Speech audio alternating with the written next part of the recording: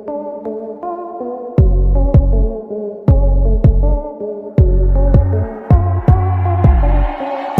अगर मैं आपसे कहूं अगले हफ्ते से चावल का रेट 500 रुपए केजी होने वाला है, तो आप क्या करेंगे? और अगर मैं आपसे कहूं कि बाजार में सब्जियों के रेट 500 रुपए किलो हो गए हैं, तो क्या आप मेरी बात पर यकीन करेंगे? शायद आप मेरी बात पर यकीन नहीं करेंगे, लेकिन अगर ऐसा हो गया तो दोस्तों किसी भी देश में दंगे हो सकते हैं, किसी भी देश में हाहाकार मच सकती है। और इस वक्त ये हाहाकार श्रीलंका झेल रहा है। श्रीलंका की अर्थव्यवस्था पूरी तरह से चरमरा गई है।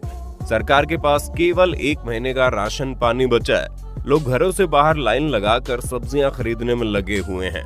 पूरे दिन भर इंतजार करने के बाद गाड़ी में पेट्रोल भर रहा है। हालात इतने खराब हो गए हैं कि अब देश की जनता श्रीलंका के राष्ट्रपति पर हमला करने पहुंच गई है, मगर वहां उनका सामना पुलिस से होता है। और फिर आगे क्या होता है हमें बताने की बिल्कुल भी आवश्यकता नहीं है। पुलिस की लाठियां और आंसू गैस के गोले पब्लिक की आंखों में आंसू ला रहे हैं, मगर ऐसा नहीं है कि आंसू गैस के गोले छोड़े जाने के बाद लोगों की आंखों में आंसू आ रहे हैं, बल्कि ये आंसू तो वैसे भी आ रहे हैं, क्योंकि जब कोई समाधान नहीं निकलता तो बस आंसू ही आते हैं। दोस्तों, बने रहिए हमारे साथ, क्योंकि आज की वीडियो में हम श्रीलंका के बारे में बात करने वाले हैं। उस श्रीलंका के बारे में जो इस वक्त इकोनॉमिक क्राइसिस की मार झेल रहा है। और आपके लिए वीडियो देखना इसलिए भी जरूरी है क्योंकि इस वीडियो को देखने के बाद आपको पता चल जाएगा इस वक्त हमारा देश कितना मजबूत है। दोस्तों, श्रीलंका की हालत बहुत खराब हो चुके हैं। आगे क्या होगा कुछ कहा नहीं जा सकता। श्रीलंका में सोशल मीडिया वेबसाइट पर बैन लगा दिया गया है। पूरे देश में कर्फ्यू लग चुका है। लोग खाने के लिए तरस रहे हैं। श्रीलंका में इस समय फ्यूल की मारामारी चल रही है। हालात इतना खराब हो चुके हैं कि पब्लिक सड़क पर उतर आई है। और आपको ये जानकर बहुत दुख होगा कि इस वक्त शायद कोई देश श्रीलंका की मदद भी नहीं कर पाएगा, क्योंकि श्रीलंका के पास फॉरेन रिजर्व करेंसी महज $2.3 बिलियन रह गई है। वहीं पिछले साल ये आंकड़ा 70% ज्यादा था। मतलब श्रीलंका के पास बहुत कम विदेशी मुद्रा बची है। और ऐसी कंडीशन में श्रीलंका दूसरे देशों से सामान भी नहीं खरीद सकता, क्योंकि उसके पास पैसे ही नहीं बचे। मगर अच्छी खबर यह है कि बहुत सारे देश श्रीलंका की मदद करने को तैयार हैं। मगर आप खुद सोचिए, जिस दुकान पर आपका उधार पहले से बकाया हो, आप दूसरी बार वहां पर उधार लेने जाएंगे तो वो दुकानदार आपको सामान किसी भी हालत में नहीं देगा। जी हाँ दोस्तों, श्रीलंका ने दूसरे देशों से पहले से ही $4 बिलियन का कर्ज ले रखा है और वो अभी तक नहीं चुका पाया। और उसके पास केवल $2.3 बिलियन विदेशी मुद्रा बची है।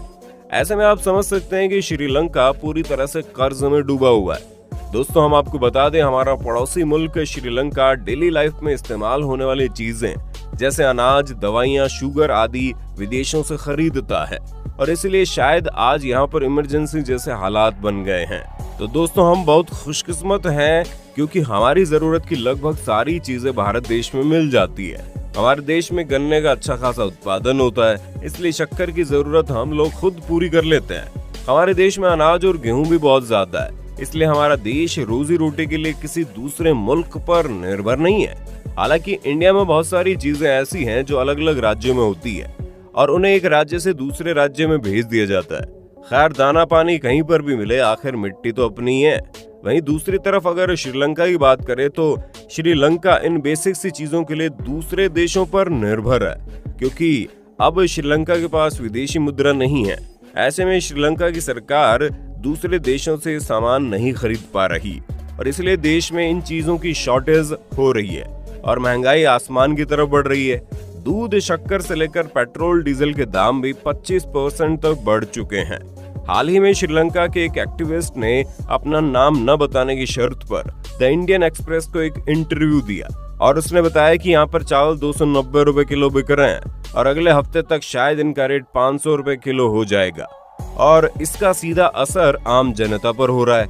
बहुत सारे होटल और रेस्टोरेंट तो ऐसे हैं जहाँ पर चाय की रेट 100 रुपए कप हो गई है। दोस्तों, यहाँ पर हम श्रीलंका के रुपए की बात कर रहे हैं, भारतीय रुपए के नहीं। हमारे भारत का 1 रुपया श्रीलंका के लगभग 4 रुपए के बराबर है। इतना ही नहीं, श्रीलंका में बिजली की भी भारी कटौती हो रही है। अब आप सोच रहे होंगे भला इस केस का बिजली से क्या लेना देना, तो हम आपको बता दें श्रीलंका फ्यूल को भी दूसरे देशों से इंपोर्ट करता है। अब श्रीलंका के पास पैसे बचे नहीं तो बेचारा कहां तक बिजली जलाकर अपनी टूटती अर्थव्यवस्था पर प्रकाश डालता रहेगा।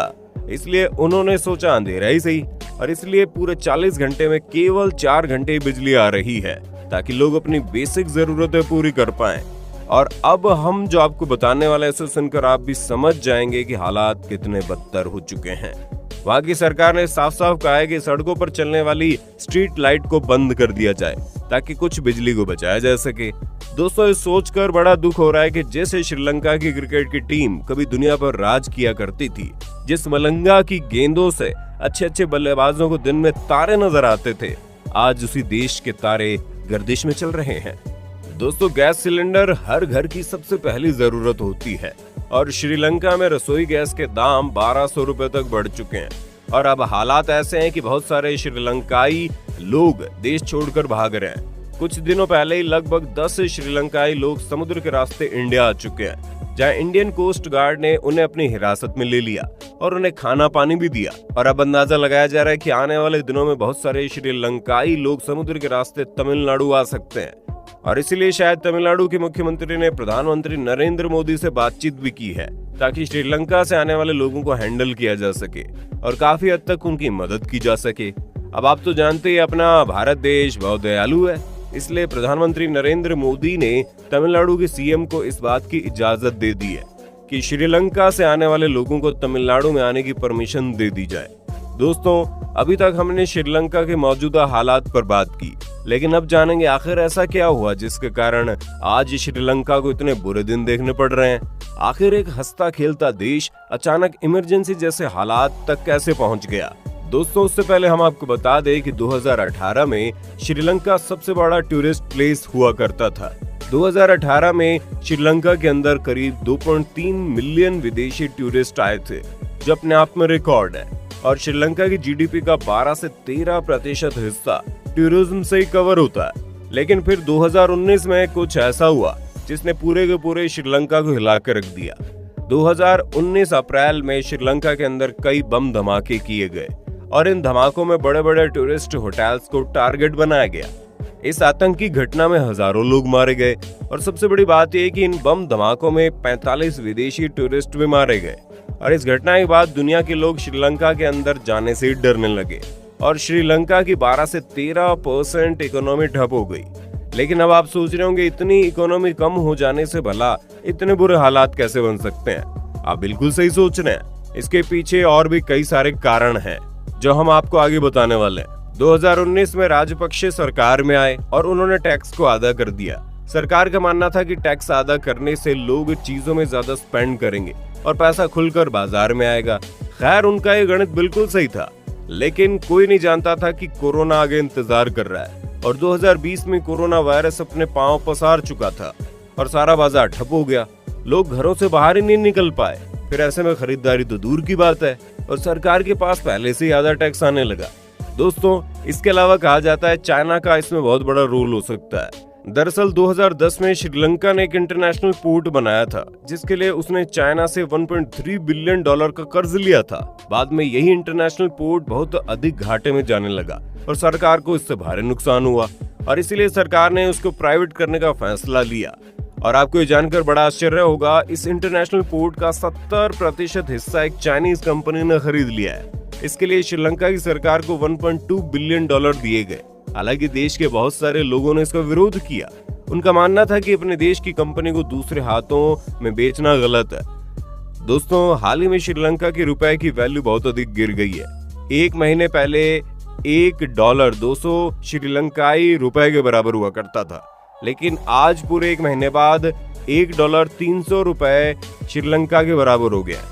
हालांकि श्रीलंका ने बहुत सारे देशों से मदद की गुहार लगाई है, जिसमें भारत, वर्ल्ड बैंक और देश भी शामिल है। सभी लोग श्रीलंका की मदद कर रहे हैं और हम उम्मीद करते हैं श्रीलंका इन पैसों की मदद से दोबारा खुद को स्थापित कर पाएगा। दोस्तों, फिलहाल आज के लिए इतना ही। अगर आपको ये जानकारी पसंद आई तो हमें कमेंट बॉक्स में जरूर लिखना। मिलते हैं अगले वीडियो में।